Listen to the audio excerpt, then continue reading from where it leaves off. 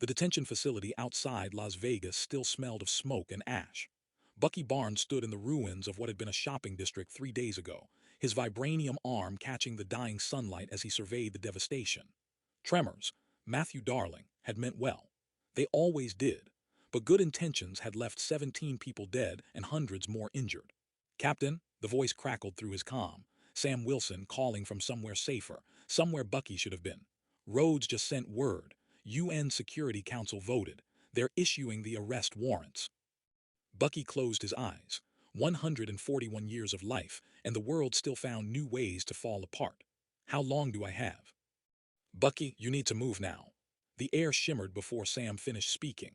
12 metallic forms materialized from active camouflage, their armor bearing the UN insignia, but their design unmistakably Latverian. Doom bots. Their optical sensors glowed green in the settling dust. James Buchanan Barnes, the lead unit announced in a synthesized voice that carried an aristocratic lilt Bucky recognized immediately. You are under arrest by order of the United Nations Security Council for crimes against. Bucky's shield sang through the air, bisecting the speaker mid-sentence. He was moving before the robot's upper half hit the ground, but he'd fought enough of Doom's creations to know the truth. If they'd found him, Victor wanted him found. The bots converged with military precision. Bucky fought with the efficiency of a soldier who'd seen a century of war, but these weren't Hydra agents or Chitauri drones. Every move he made, they countered. Every technique he employed, they adapted to.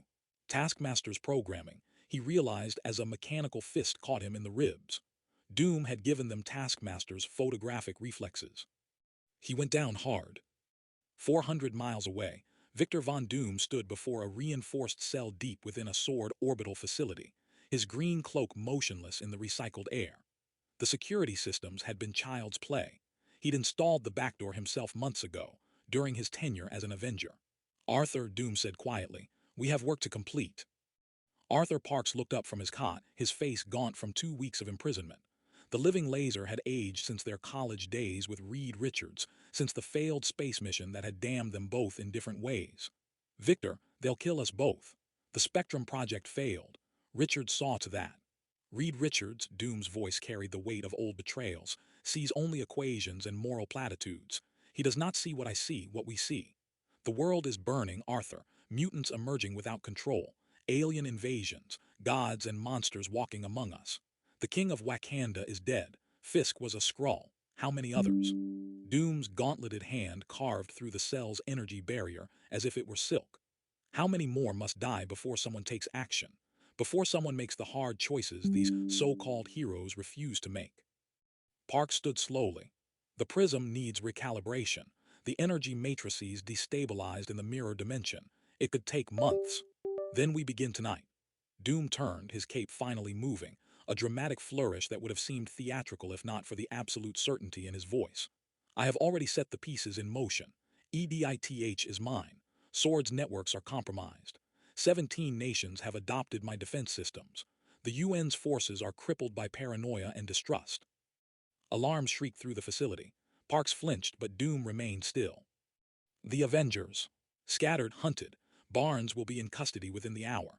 Wilson runs like a frightened bird. Rhodey champions a dead man's legacy while wearing a suit built by committee. Doom's voice softened, almost gentle. They are good people, Arthur, but good people are not enough. The world needs someone willing to sacrifice their soul for humanity's survival. And that someone is you. That someone is us. Doom extended his hand. Come, we have a world to save. As they walked through corridors of unconscious guards, alive, Doom was not wasteful. Parks asked the question that had haunted him since their college days. What if Reed was right? What if we're the ones who have lost our way? Doom paused at the facility's exit where a Latverian transport waited. Then history will judge us as monsters, but the world will survive to render that judgment. That is enough. In the Baxter Building's stolen spacecraft, Rita Richards gripped the controls with elongated fingers, pushing the engines beyond safe parameters. Sue sat beside him, invisible force fields reducing their atmospheric friction. Johnny and Ben were in the cargo bay, preparing for whatever came next. We should have seen it, Reed whispered. The back doors, the political maneuvering, the way he positioned himself after the Skrull invasion. Victor played us all. Sue's hand found his. Then we warn everyone we can. The Avengers sword anyone who will listen. Reed stared at the approaching lights of New York City and wondered if anyone would listen fast enough. Below, in a world teetering on the edge, Doctor Doom's plans began to unfold like the petals of a poisonous flower. Sam Wilson's safe house in Brooklyn had seen better days. Peeling wallpaper, a bathroom sink that dripped like a countdown clock, and windows he'd reinforced himself with bulletproof polymer. Not exactly Avengers Tower, but then again, the Avengers didn't have a tower anymore. They barely had a team. "Talk to me, Monica." Sam pressed the encrypted comm closer to his ear, watching the street below through a gap in the blinds. 3 hours since Bucky's capture, and the world was moving faster than he could track. Monica Rambeau's voice crackled through, tight with urgency. "Sword systems are compromised. Someone's been inside our networks for months, Sam. They knew exactly when we'd be vulnerable, exactly which assets to target. Parks wasn't a jailbreak, it was a surgical extraction." "Doom," Sam said flatly. "We can't prove it. That's what makes this brilliant. Everything's routed through legitimate UN channels. The arrest warrants, the Doom bots being classified as peacekeeping units. It's all technically legal." Sam closed his eyes. Steve would have known what to do. Steve always knew. But Steve was an old man in a cabin somewhere, and Sam was just Sam, a man with wings and a legacy he couldn't fill. "Where's Thor?" "Iceland. Rhodes is in Tokyo trying to calm down the Pacific Rim defense ministers. Scott's gone dark, probably shrunk down somewhere with Cassie. The Fantastic Four are trying to reach you, but—" Static consumed the line. Sam tapped the comm. Monica, do you copy?" "Nothing." He was reaching for his backup device when his phone buzzed. A text from an unknown number. "Manhattan. Now something's wrong. MJ. Mary Jane Watson didn't send cryptic texts unless Spider-Man was involved. And if Spider-Man needed help." Sam grabbed his wings. In a converted warehouse in Newark, Victor Von Doom stood before a holographic display of Manhattan, his fingers moving through the air like a conductor before an orchestra. Arthur Parks worked at a nearby console, his hands dancing across haptic interfaces as lines of code scrolled past. The Darkhold's dimensional anchoring spell combined with Asgardian runic binding, all powered by the preliminary spectrum energy matrix. Parks looked up, sweat beading on his forehead. "Victor, this is the mystic energy required." "Is considerable," Doom finished. "Which is why we are only containing Manhattan, not the entire world. Not yet." On the display, 4 points around Manhattan Island glowed red. Parks had placed them himself, disguised as cellular relay stations. No one had noticed the additional equipment, the crystalline structures that hummed with power drawn from the failed Spectrum Prism's remnant energy. When the containment activates, anyone with enhanced abilities within the zone will be unable to leave. The barrier will be imperceptible, intangible to normal humans, but to those touched by cosmic rays, spider venom, mystical training. Doom's voice carried a note of satisfaction. "They will find themselves in a cage that doesn't exist. And the world will blame them," Parks said slowly, understanding dawning. "Heroes trapped in Manhattan, unable to respond to threats elsewhere. People will question why they're not helping. Fear breeds demand for security. Demand breeds acceptance." Doom's hand closed into a fist and the hologram collapsed inward. "The Fantastic Four humiliated me, Arthur. Reed Richards believed himself my moral superior, believed he could outthink me. He cannot.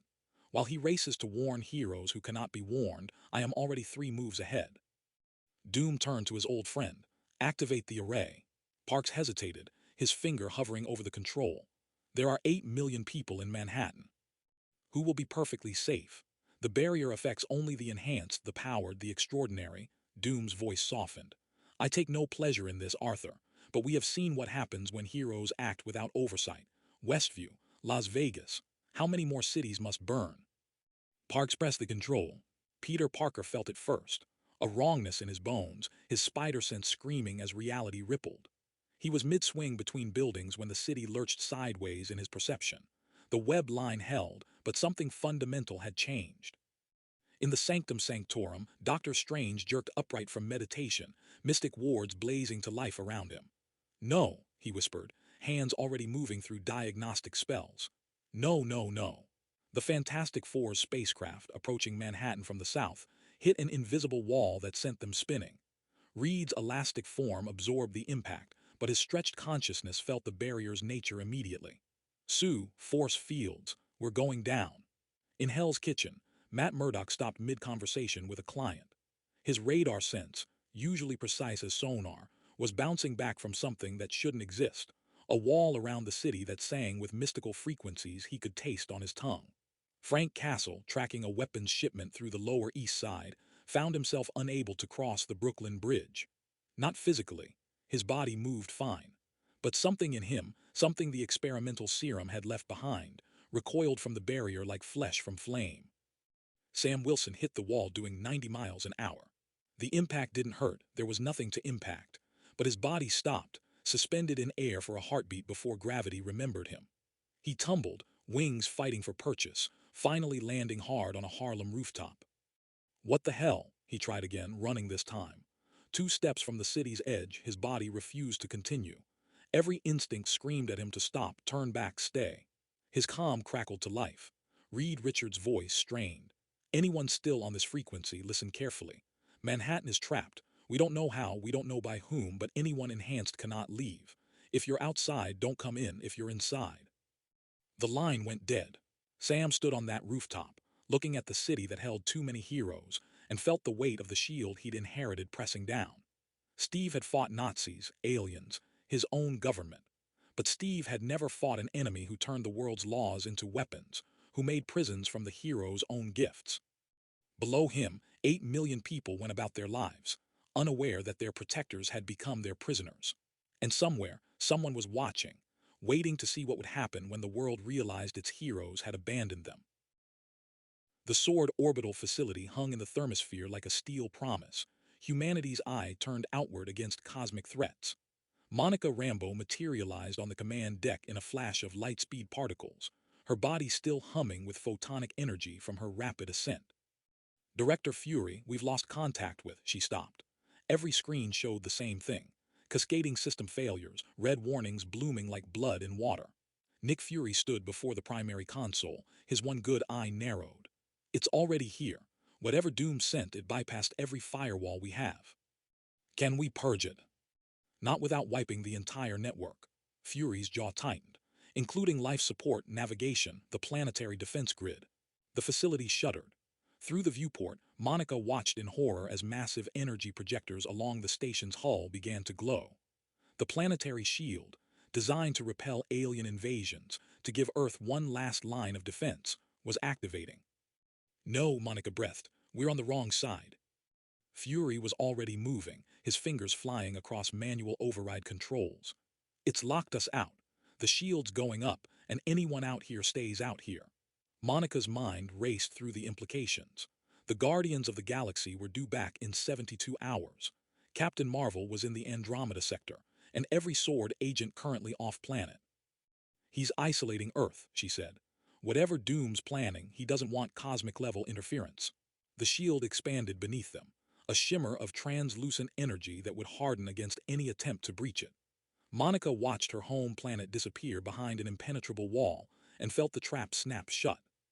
Halfway across the world, in a mountain fortress that had once belonged to the Mandarin, Victor Von Doom stood before Sue Xialing with the patience of a man who held all the cards. You're asking me to wage war on the innocent, Xialing said, her voice sharp as the blade at her hip. She sat in her father's throne, but her posture held none of the old man's casual cruelty. The 10 rings may operate in shadows, but we have principles. I'm asking you to reveal what already exists. Doom's tone remained conversational, almost pleasant. The world teeters on chaos, Miss Sue. Skrulls have infiltrated governments. Mutants emerge daily, unregistered and untrained. Wakanda's throne sits empty, their technology unguarded. I offer structure where there is entropy. Taskmaster stood silent behind Doom, a mirror trained to reflect and adapt. Beside Xialing, Razor Fist's blade hand gleamed in the torchlight. And what does structure cost? Xialing asked. Doom smiled, though she couldn't see it beneath his mask. Merely cooperation. The 10 rings strike where I indicate, visible attacks, theatrical but minimally lethal. Paris, London, Mumbai, Sao Paulo. Prove that borders cannot hold against determined threats. Then, when the United Nations begs for protection, for unified defense. You provide it, Xialing stood, descending the throne steps, and we receive. Immunity, territory, recognition as a legitimate security force within the new order. Doom extended a gauntleted hand. Your father built an empire in shadows. I offer you one in daylight. Xialing studied him, this man who spoke of world domination as if discussing civic planning. Finally, she placed her hand in his. 30 days, she said. If your new world hasn't materialized, the 10 rings remember who our true enemies are. Doom's grip tightened. 30 days is more than sufficient. In a rain-soaked alley in Prague, Michaela Mackenzie cleaned blood from her bow staff and waited for her contact. The bounty had been simple: retrieve corporate secrets from a Roxxon executive who thought Prague's distance from New York provided safety.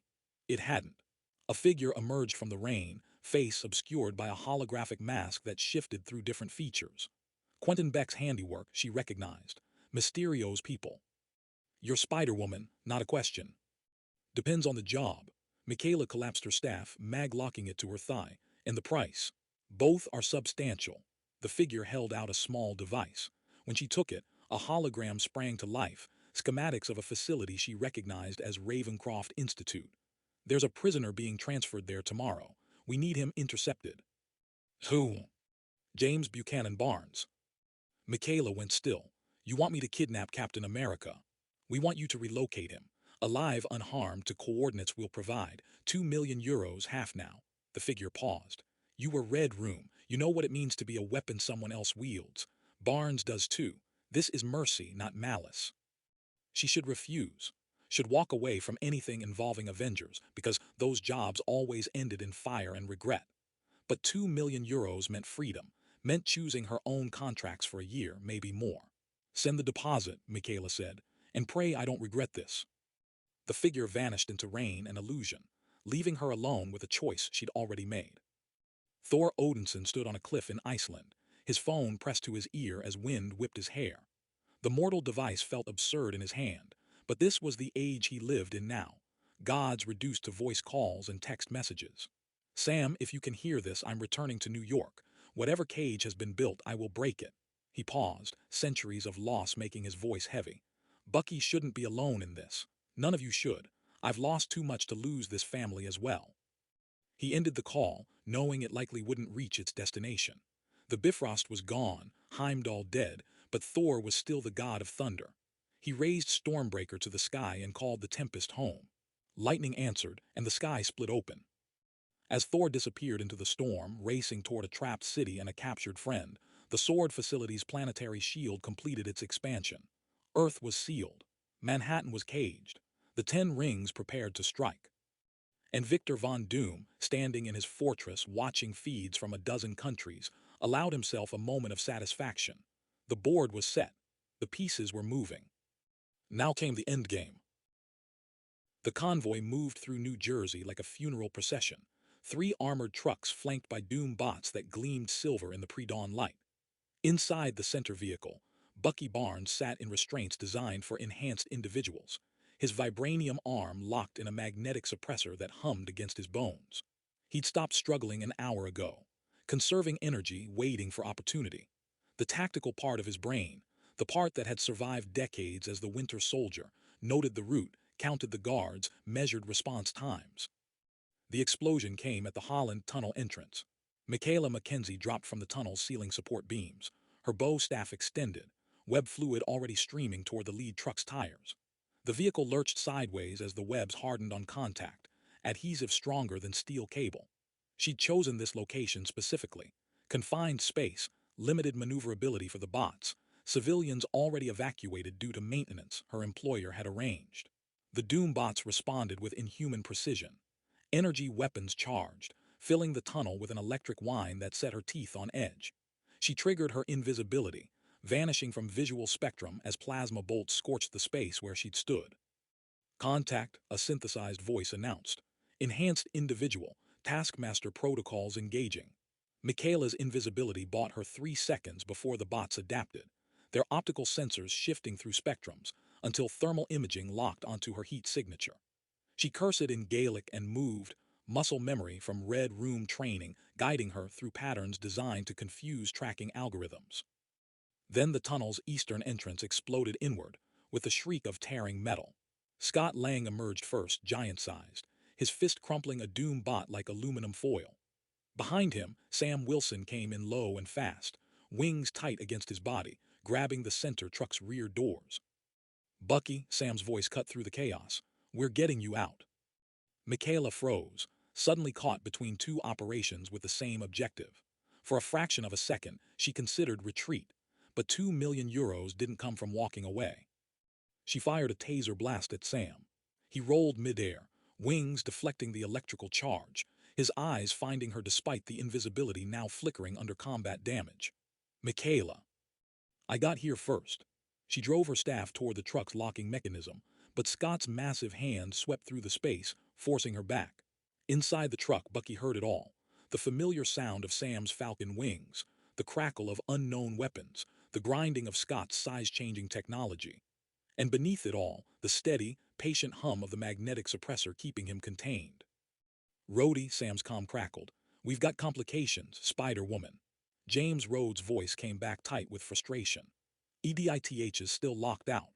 I can't get eyes on you. Whatever you're doing, do it fast. I'm reading massive energy signatures converging on your position." The Doom bots were adapting, their Taskmaster programming learning from each exchange.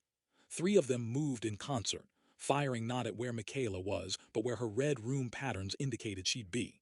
She took a glancing hit that sent her crashing into the tunnel wall, ribs screaming.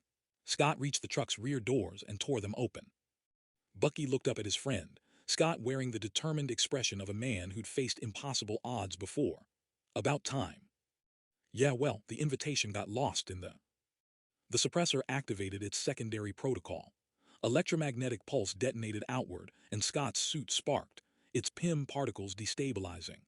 He shrunk rapidly, tumbling away as the size change spiraled out of control. "Scott," Sam dove, catching his friend's thumb-sized form, wings straining against the added weight of his erratic mass fluctuations. Michaela saw her window closing. She fired web lines at the truck's roof, yanking herself up and over, staff reconfiguring into its ranged mode. If she couldn't extract Barnes quietly, she'd have to improvise. The hologram materialized across the tunnel's width, 20 feet tall, Victor Von Doom's armored visage rendered in perfect detail. "Gentlemen," Doom's voice resonated through the space. "Michaela, you fight over one man while I address the world." Sam steadied himself in midair, Scott finally stabilizing at normal size in his arms. "What are you talking about?" "This." The hologram shifted, splitting into multiple feeds. The UN General Assembly, the Oval Office, Parliament, the Kremlin. Every screen showed Doom addressing world leaders simultaneously. "Honored representatives, I present Project Spectrum." The image changed to a crystalline matrix pulsing with rainbow energy. Beautiful and terrible, containing power that made Sam's breath catch. Harvested from the residual energy of infinity stones, refined through arcane and scientific means, this represents humanity's ascension. With Spectrum, I offer what your heroes cannot: absolute protection. No more skrull infiltrations. No more uncontrolled mutant manifestations. No more cosmic threats breaching our skies. Bucky's voice cut through the tunnel, raw and urgent. "Sam, he's not bluffing. I saw the facility, it's real." Doom continued. "The Manhattan Barrier is merely a demonstration. Enhanced individuals contained, no civilian casualties, infrastructure intact. Imagine this precision applied globally, protecting humanity from threats both within and beyond. I ask only for authority to implement what you all know is necessary." "You're asking for control," Sam said, though Doom couldn't hear him. "I'm offering salvation," Doom's image replied, as if anticipating the argument. "And I demonstrate this by returning James Barnes to custody. Not because I cannot hold him, but because I respect law, order, and the institutions you've built. Consider what I've shown you. You have 72 hours to accept." The hologram vanished. The remaining Doom bots withdrew with mechanical precision, leaving the tunnel in smoking silence. Michaela pulled herself upright, ribs protesting, and studied the Avengers through her mask's cracked lens. She could still complete the contract, could fight them, but Doom's performance had changed the equation. Whatever game was being played, it was larger than her paycheck. She triggered a smoke capsule and vanished into the haze, her employer's mission aborted but her life intact. Sam landed beside the truck where Bucky remained restrained, Scott at his shoulder. His friend looked up at him through the reinforced glass, and Sam saw the question in his eyes. "Stay hidden and plan, or fight publicly and risk Doom's narrative. Behind them, sirens wailed, news helicopters circled. The world was watching. Sam Wilson had a choice to make. The desert stretched endlessly beyond the chain-link fence, heat shimmers rising like ghosts in the afternoon sun. Matthew Darling sat on the porch of K9's sanctuary, watching 53 dogs play in the yard, rescues from abandonment, abuse, and war zones. Their joy felt like an accusation.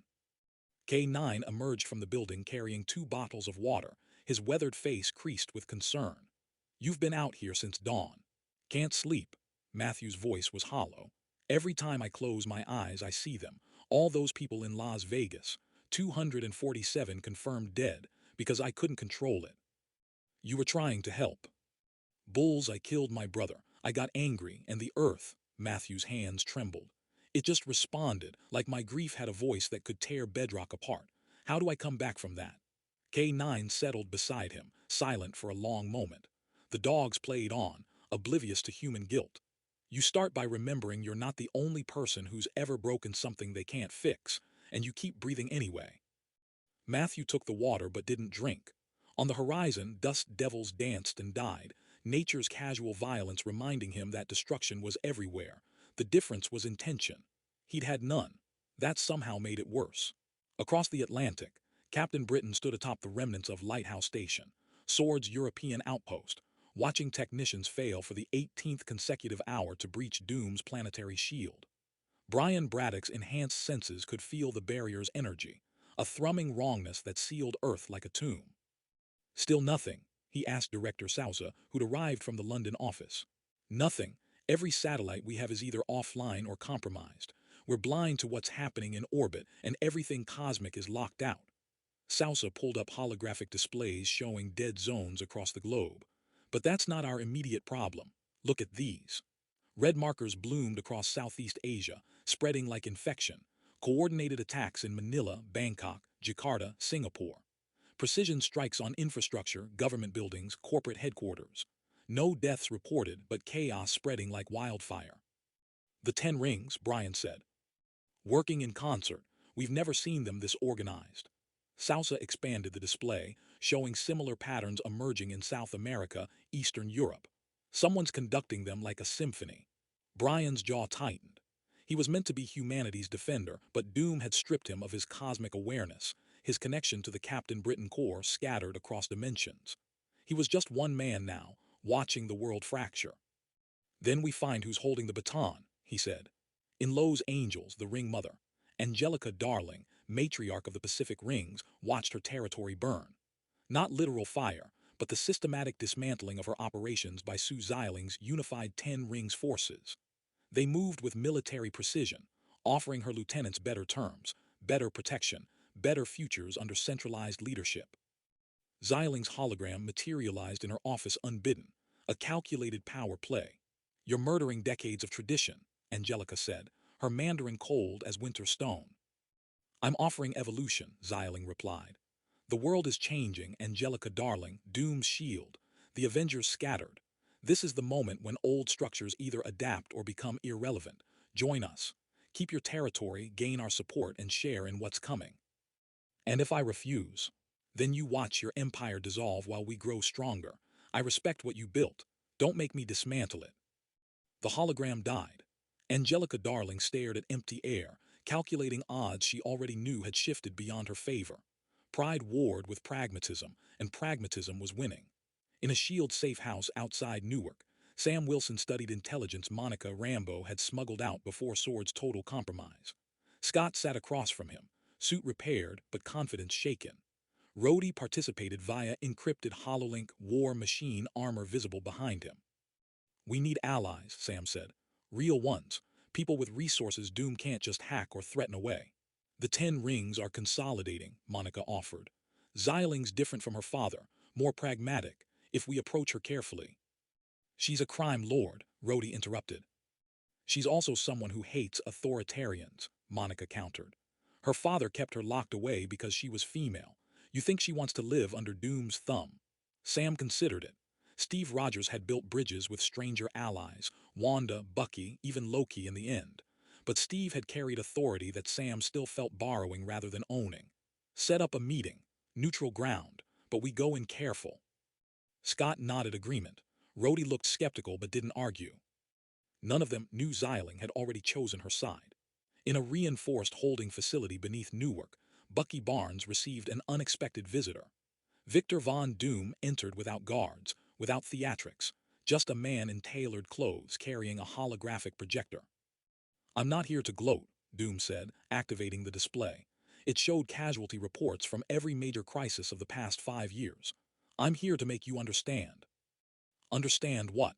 That you're a dictator with good marketing.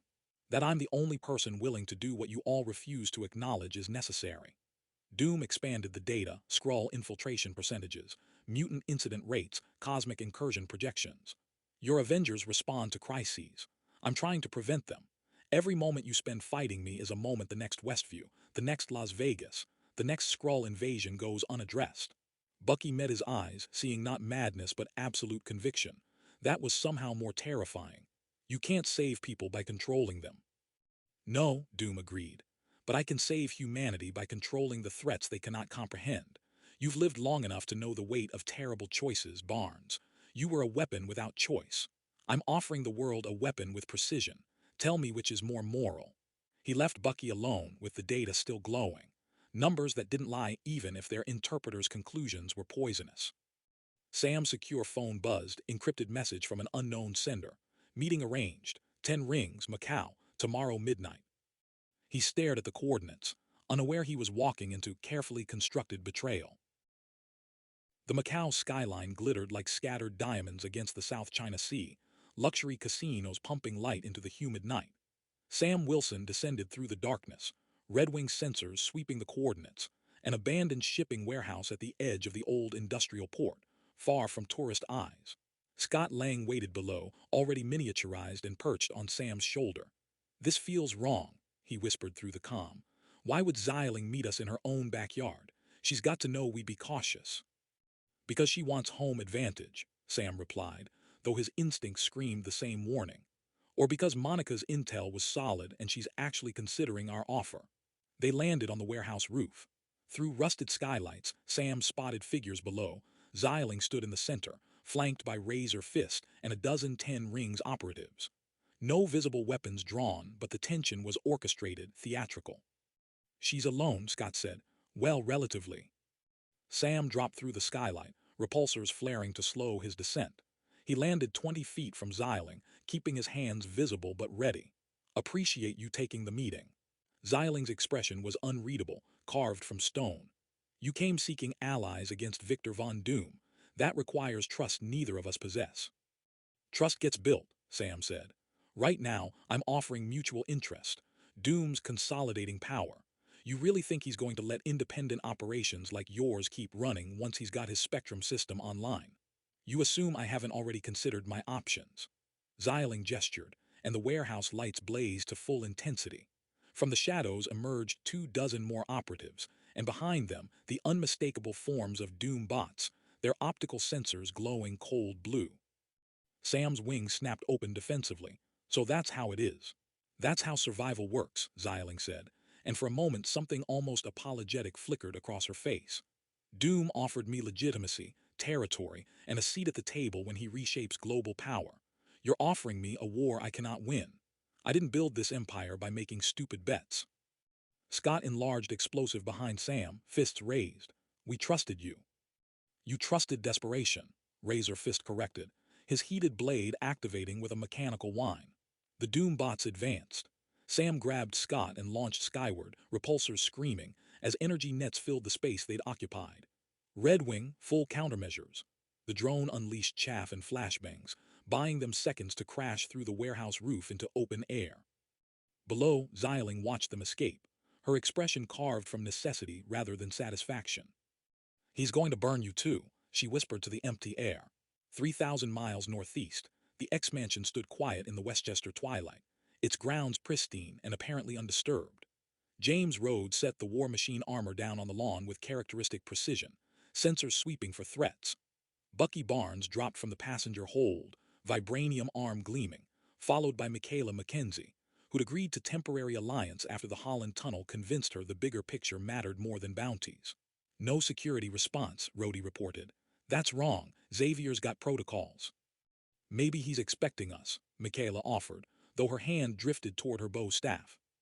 Bucky approached the main entrance, every instinct honed by a century of combat screaming danger. The door opened before he could knock. Professor Charles Xavier sat in his hoverchair, face serene, eyes knowing. James, Colonel Rhodes, and Ms. Mackenzie, I've been expecting you. Please come in. We have much to discuss regarding Victor's plans. The voice was perfect, the mannerisms exact, but Bucky had spent decades detecting lies, and something in the microexpressions felt rehearsed rather than natural. Where are the students? He asked carefully. Safe. I sent them away when I learned Doom had compromised Sword. Their safety is paramount. Xavier gestured toward the study. Shall we? Michaela moved first, faster than thought, her spider sense screaming. She activated her X-ray vision and saw it. The skeletal structure beneath Xavier's face wasn't human bone but mimicked muscle tissue, shifting, adaptive. That's not Xavier, she shouted, bow staff extending. The figure's smile widened, skin rippling like water, and Mystique's true form emerged. Blue skin, red hair, white tactical suit clinging to a warrior's frame. Clever girl, though you're too late. The professor is quite comfortable in Doom's custody. He's been very helpful regarding Cerebro's architecture. Rhodey's repulsor's charged. Where is he? Somewhere you'll never reach. Mystique's form blurred, shifting rapidly through faces. Storm, Cyclops, Wolverine, each transformation a psychological weapon. Did you really think Doom wouldn't secure the world's most powerful telepath before making his move? Charles Xavier could undo everything with a thought. Now he's insurance. Bucky lunged, vibranium fist aimed with lethal precision. Mystique flowed around the strike, her espionage training matching his soldier's instinct. They crashed through furniture, a brutal dance of equals. Rhodey fired repulsor bursts that Mystique dodged with inhuman flexibility, her body contorting impossibly. Michaela flanked, bow staff crackling with electric charge, trying to corner her. You can't win this, Mystique hissed, taking Bucky's form, using his own fighting style against him in disorienting mirror combat. Doom's already won. The Spectrum crown is complete. When he places it on his head, every defense system on Earth answers to his will alone. Infinity Stone energy bound by vibranium and Asgardian runes, gods and science made flesh. She triggered a teleportation device, vanishing in a flash of light. The mansion's alarm systems suddenly roared to life, automated defenses activating. They had seconds before Sentinel protocols engaged. Move! Rhodey grabbed Bucky and Michaela, Armor's flight systems straining as they rocketed skyward, the mansion's weapons tracking them into the clouds.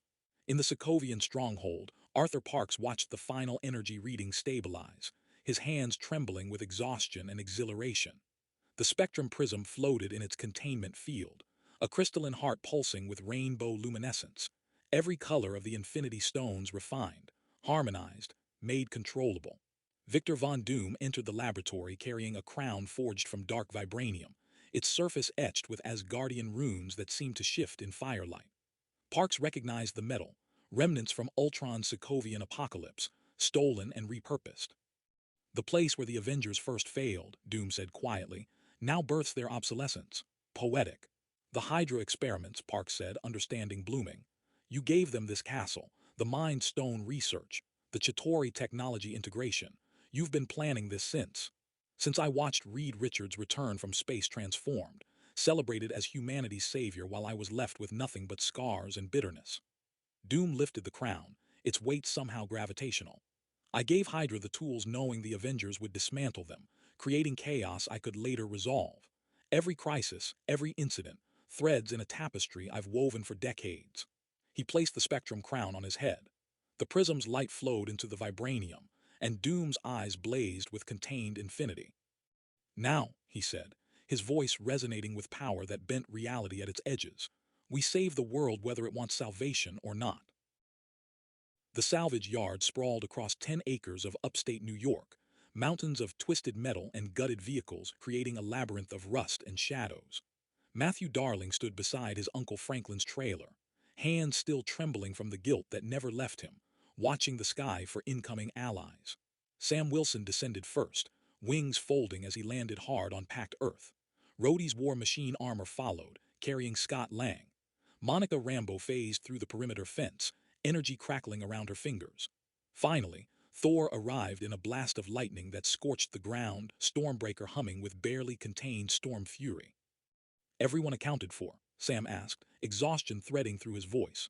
Bucky, Michaela, and Brian are 3 minutes out, Rhodey reported, armor sensors sweeping the horizon. No pursuit detected, but Doom's satellite network is everywhere. We won't stay hidden long. Matthew approached cautiously, eyes downcast. Uncle Franklin's in Vegas helping with reconstruction. Said we could use this place as long as needed. I'm sorry I can't do more. Sam gripped his shoulder firmly. You're here, that's enough. Thor's expression was carved from stone and old grief. The Spectrum Crown has been activated. I felt it through the World Tree's roots, a wound in reality's fabric, infinity power twisted to mortal will. Doom is rewriting the laws that govern this realm. English translation? Scott asked, shrinking down to normal size from Rhodey's shoulder. He's becoming a god, Monica said flatly. A god with administrative access to every defense system on Earth. The roar of engines announced the arrival of a salvaged Quinjet, its shield markings half scraped away. Brian Braddock piloted with military precision, Bucky and Michaela emerging from the hold as the ramp descended. Bucky's jaw was set, vibranium arm catching desert sunlight. Michaela moved with predatory awareness, bow staff ready. Xavier's gone, Bucky reported without preamble. Mystique said Doom's holding him somewhere secure, if he's got access to the world's most powerful telepath. Then he can rewrite minds as easily as defense grids, Brian finished, his British accent crisp despite obvious exhaustion. I've been monitoring global communications. 17 nations have formally requested Doom's protection. The UN Security Council is voting on his emergency powers petition in 6 hours. Sam felt the weight of Steve's shield pressing against his consciousness, a legacy he'd never asked for and couldn't escape. We need to move before that vote. What are our assets? Limited, Rhodey answered, pulling up holographic displays from his armor systems. Fantastic Four are still trapped in Manhattan. Strange and anyone enhanced can't leave the city. Sword's network is compromised. We're cut off from cosmic support and... The sky shimmered. Reality warped like heat mirages, and suddenly the salvage yard transformed. Towers of gleaming metal rose from desert sand, banners bearing Doom's insignia snapping in phantom winds. The air filled with marching soldiers, thousands strong, and above them all, a holographic Victor Von Doom, crowned and terrible, eyes blazing with spectrum light. Illusions, Michaela shouted, X-ray vision activating. Mysterio's tech, I see projection nodes hidden in the scrap heaps. From the false army emerged real threats. Taskmaster moved with inhuman precision, a perfect mirror of combat styles, photographic reflexes making him match Thor's warrior stance, Bucky's lethal efficiency, and Michaela's red room training simultaneously. Behind him, figures in motion capture suits directed the illusions. Mysterio's theatrical genius made tactical weapon. Thor roared and hurled Stormbreaker, but Taskmaster rolled beneath the spinning axe, drawing dual pistols and firing with widow-level accuracy. Rhodey's repulsors cut through false soldiers to strike projection nodes, but more flickered to life. Bucky and Michaela flanked Taskmaster in synchronized assault, but he countered their combined styles effortlessly, having studied both Winter Soldier and Red Room archives. You're predictable, Taskmaster said, voice modulated. Doom provided me with every combat recording shield and Hydra ever captured. Sam launched skyward, Red Wing targeting the motion capture operators. Scott shrank to insect size, riding the drone toward the enemy's technical core. Monica phased through illusory obstacles, energy blasts disrupting projection fields. Matthew stood frozen, terror and guilt warring across his face. The ground beneath his feet trembled, responding to emotion he couldn't control. Matthew, Brian Braddock appeared beside him, depowered but unbowed. You're not broken, lad, you're scared. There's a difference. I killed people in Vegas. And Doom's killing the world's freedom right now. Brian's voice was steel wrapped in compassion. You can't undo the past. You can only choose what comes next. Matthew's hand steadied. The trembling ground focused, became purposeful. A wall of compressed earth erupted between Taskmaster and his teammates, buying seconds. Scott reached the projection hub, expanding suddenly to giant man size and crushing the equipment.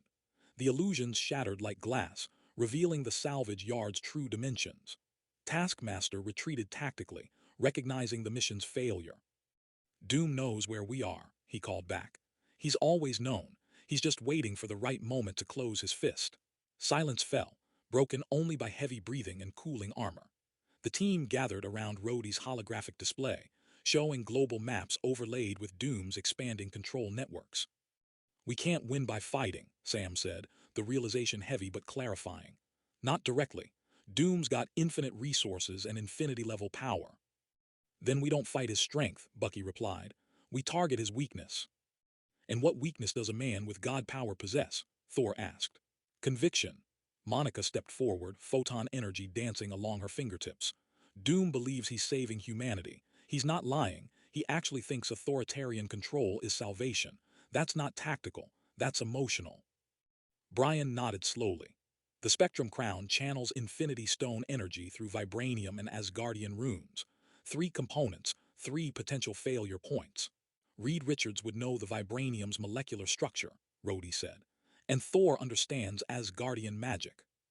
Which means we need to get into Manhattan, Sam concluded. Through a barrier that traps enhanced individuals. Michaela smiled, sharp and dangerous. Good thing I know about infiltration, and good thing not all of us are enhanced. Sam looked at his team, warriors and scientists, spies and gods, all united by choice rather than obligation. This wasn't Steve's Avengers anymore.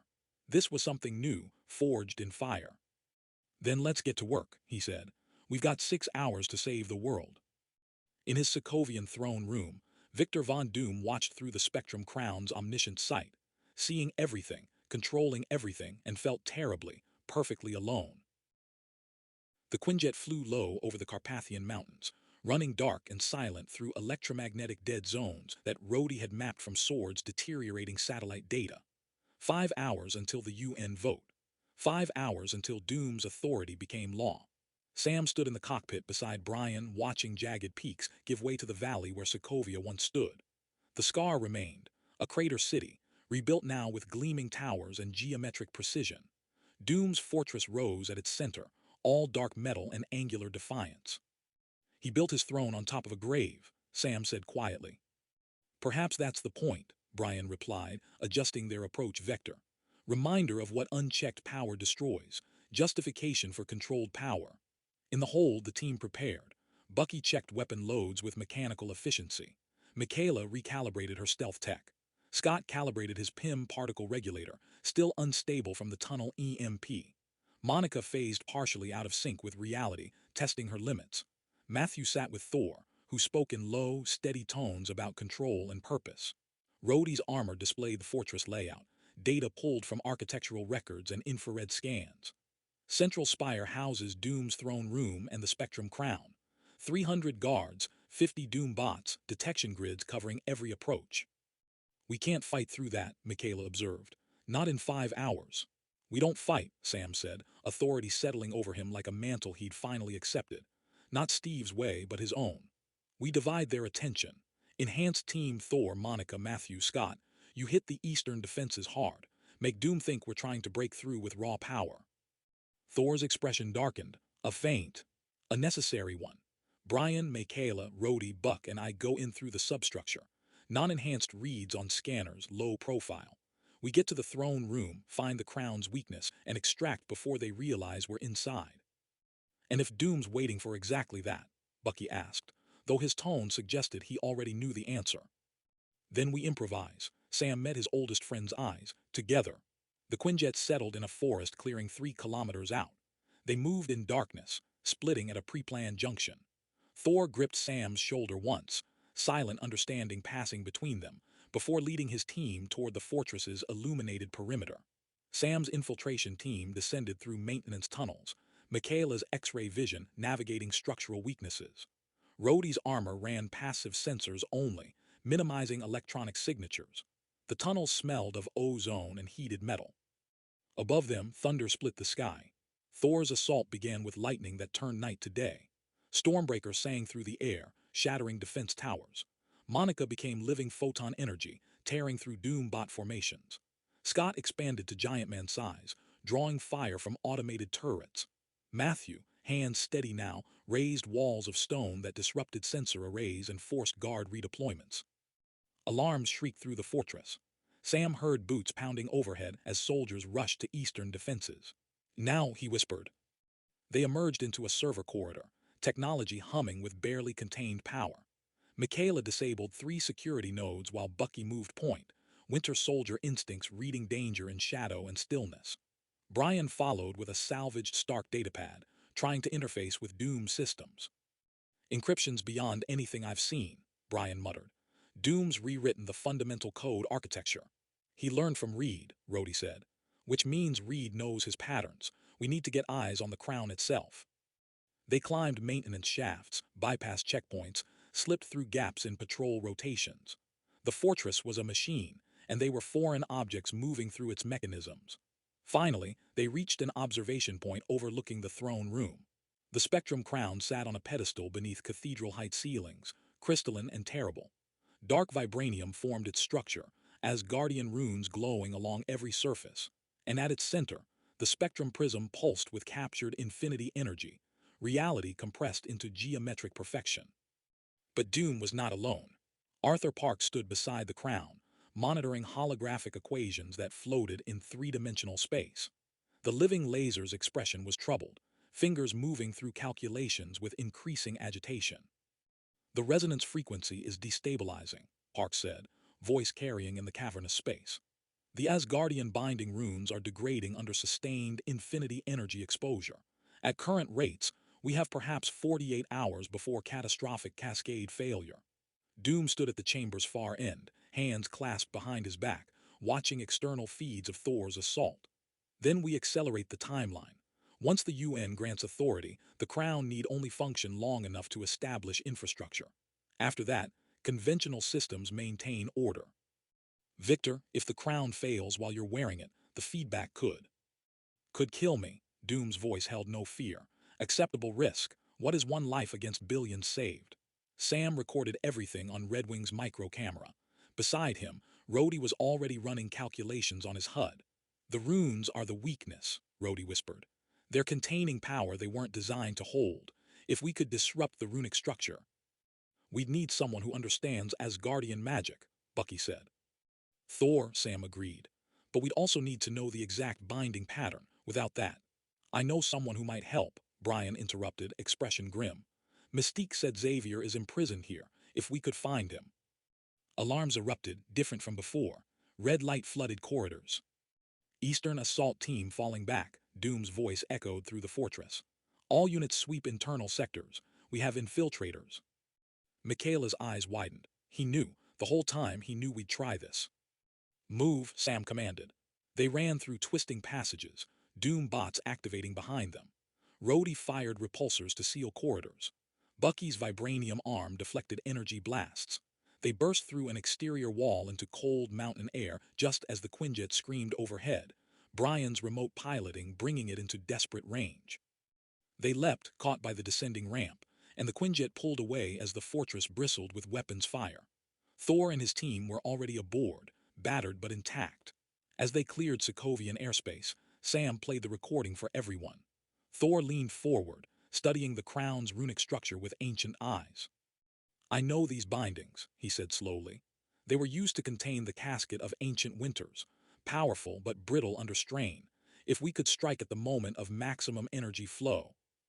During the UN vote, Monica realized, when Doom demonstrates the crown's power to the world. Sam looked at his team, exhausted, wounded but unbroken.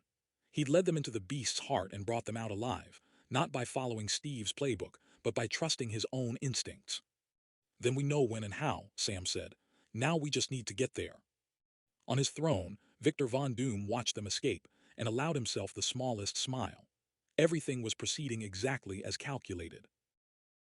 Geneva's morning fog clung to the lake as the Quinjet descended toward the UN complex. Sam stood at the viewport, hands steady despite the weight of what was coming. Behind him, Thor gripped Stormbreaker with quiet intensity.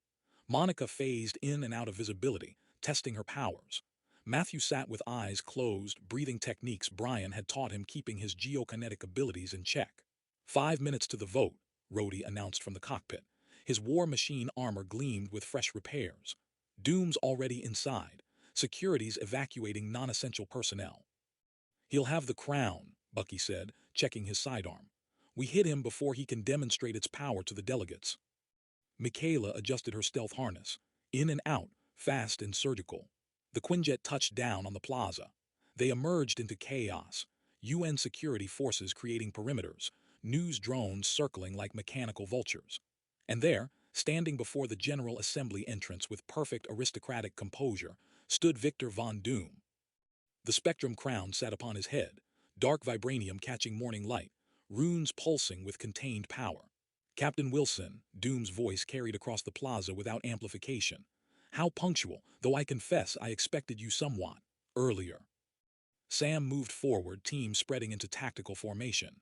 It's over, Victor. We know the crown's weakness. We know it's killing you. Stand down before more people get hurt.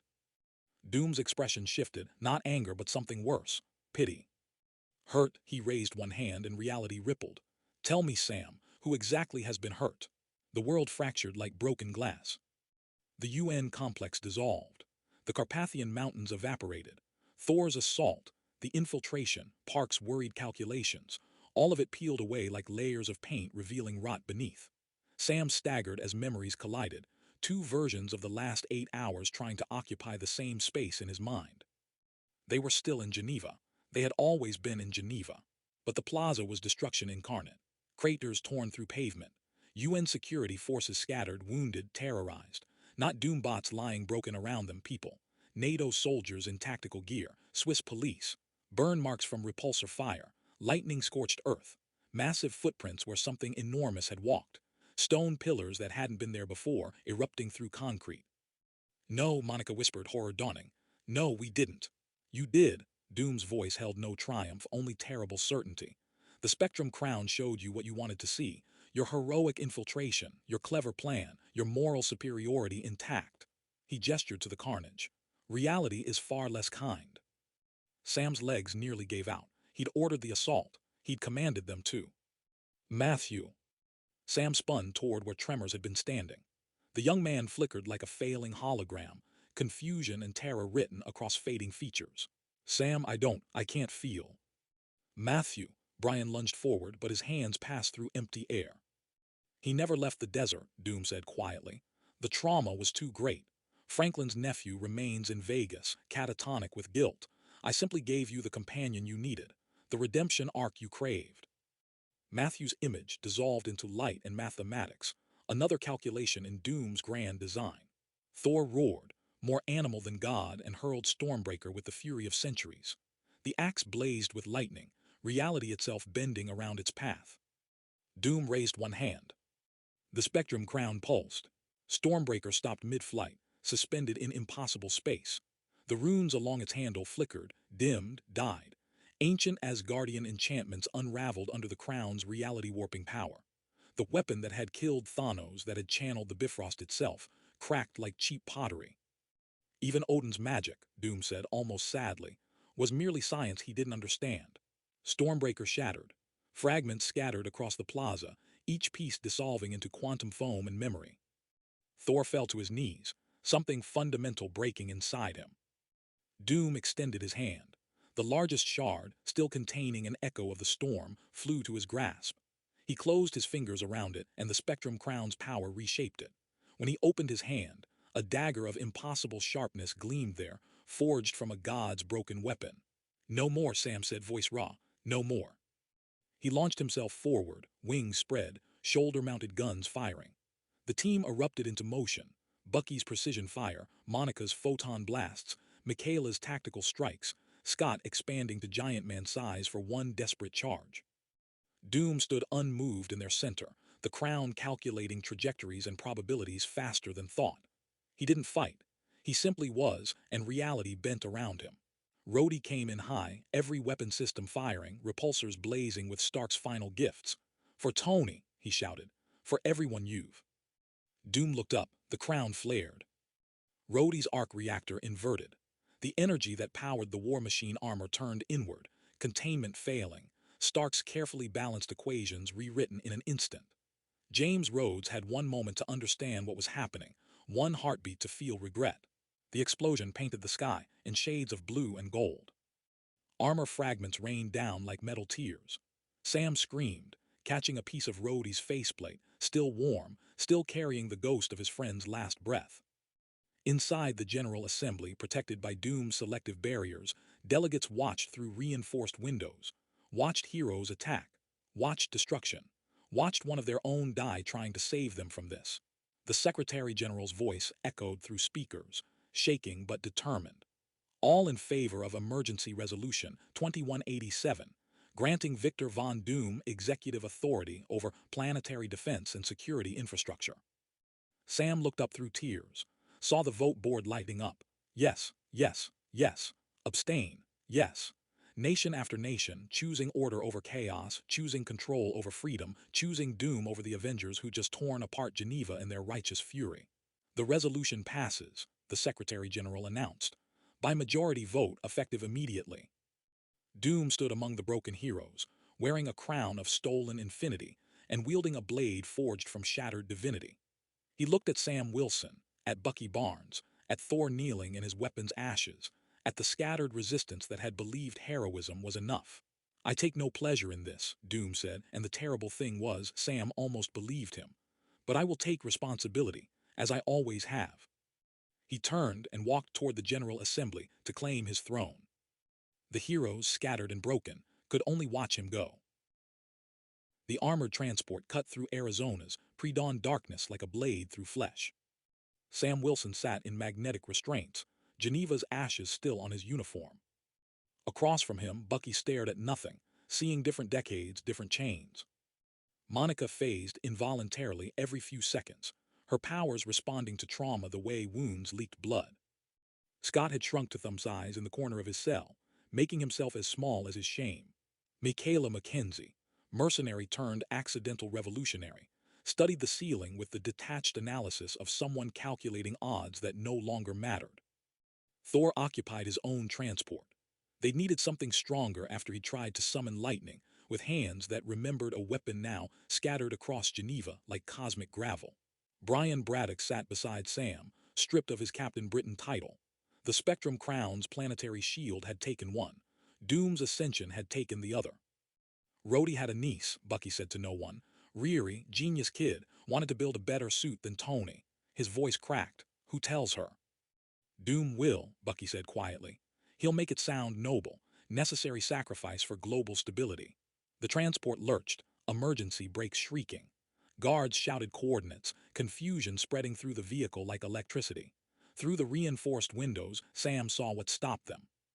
Matthew Darling stood in the center of the highway, hands raised, trembling. The rear doors opened.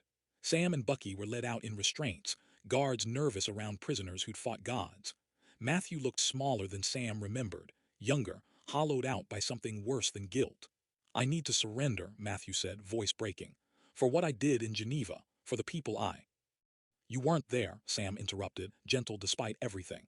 Matthew, you were never there, it was an illusion, you're still in Vegas. Matthew's face crumpled with confusion so profound it hurt to witness. But I remember, the team, the plan, I used my powers, I helped. Doom showed us what we wanted to see, Bucky said. Gave us a story where you were redeemed, where we were heroes. Then what did I do? Matthew's hands began to shake and with them the ground. Fault lines spiderwebbed across asphalt. What's real? Sam knelt despite restraints, meeting the young man's eyes. You survived, that's real. The guilt you feel for Vegas, that's real too. But Geneva, that wasn't you. Don't let Doom steal your actual choices by making you responsible for his lies. Matthew collapsed, weeping, earth settling as his control slipped away. UN medical personnel moved in, sedatives ready, treating trauma the only way bureaucracy understood. The transport rolled on. The raft rose from the California coastline like a monument to failure. Enhanced individual detention facility, built after Sokovia, dismantled after the blip, rebuilt after the secret invasion. Bucky had helped design its oversight protocols once back when he'd believed institutions could be trusted with power. They were processed separately. Biometrics, power dampeners, cells designed by Tony Stark to hold people who could split atoms or reshape reality. Now they'd hold the Avengers. Sam's cell had a screen. They all did. Doom made sure of it. At noon Eastern, every display on Earth came alive with Victor Von Doom's face. Not a hologram, not a broadcast, reality itself reshaping to carry his message. Citizens of Earth, Doom began, and the word citizens carried weight it hadn't possessed yesterday. For decades, you have lived in chaos, alien invasions, terrorist cults, beings of unimaginable power acting without oversight, accountability, or consequence. You have called them heroes. You have trusted them with your safety. The screen shifted to footage, real footage of Geneva's devastation. NATO soldiers wounded, Swiss police traumatized, the crater where Rhodey had died. This is heroism unbound. This is freedom without responsibility. Doom's image returned, the spectrum crown pulsing with quiet authority. I did not seek this burden, but I will carry it. Effective immediately, all enhanced individuals operating without sanction will be detained. All territories will submit security infrastructure to unified oversight. Wakanda, Genosha, New Asgard, you are no longer nations apart. You are nations among. His voice hardened, aristocratic calm replaced by something colder. Dissent will be heard. Retaliation will be answered with the full might of the spectrum prism, and every defense system now under my authority. I am not your conqueror. I am your consequence. The transmission ended, but Doom's presence lingered like radiation. In his cell, Bucky closed his eyes and saw Rhodey's faceplate. Felt Steve's shield's weight, a legacy he'd never asked for and couldn't fulfill. Heard Doom's words echoing with terrible logic. In the cell below, Bucky pressed his vibranium hand against concrete and remembered Berlin. Bucharest. Every time he'd been someone's weapon, someone's tool, someone's necessary evil. Thor sat in isolation, hands empty, remembering the sound Stormbreaker made as it shattered. He'd lost Mjolnir to Hela, lost his father, his mother, his home, his eye, Jane. Now his weapon again, and this time its death had forged something worse, a blade in Doom's hand made from Asgardian remains. Across the facility, Michaela marked guard rotations. Monica tested her phasing against dampeners. Scott studied PIM particle equations on cell walls. Brian meditated on coronation oaths and what they meant when the throne was empty. None of them spoke of escape. Not yet. The defeat was too fresh, the wound too deep. But in a Brooklyn apartment, MJ Watson received an encrypted message from Rita Richards, still trapped in Manhattan. In Wakanda, Shuri looked at her brother's empty throne and began calculations. In Genosha, mutants who'd survived genocide before recognized its prelude. In Asgard's earthly refuge, Valkyrie sharpened weapons and remembered what it meant to be a rebellion. The world had chosen security over freedom, order over chaos, doom over the Avengers. But choices, Bucky knew, could be revisited. In his cell at the raft, surrounded by walls built to hold heroes, Sam opened his eyes. Rhodey was gone, Thor was broken, Matthew was lost, the team was scattered. But Doom had made one mistake. He'd left them alive. And the world had not voted unanimously. Some nations had abstained. Some had voted no, however quietly. Some remembered that security purchased with freedom eventually became indistinguishable from tyranny. The Avengers had failed. Bucky, who tried to carry Captain America's shield, had led them into disaster. But failures he'd learned from Steve, from Natasha, from everyone he'd lost, were only permanent if you stopped standing up. Sam Wilson stood, pressed his hand against the cell wall, felt the pulse of a world reshaped by Doom's vision, and began to plan. The war was over, Doom had won. The resistance was just beginning.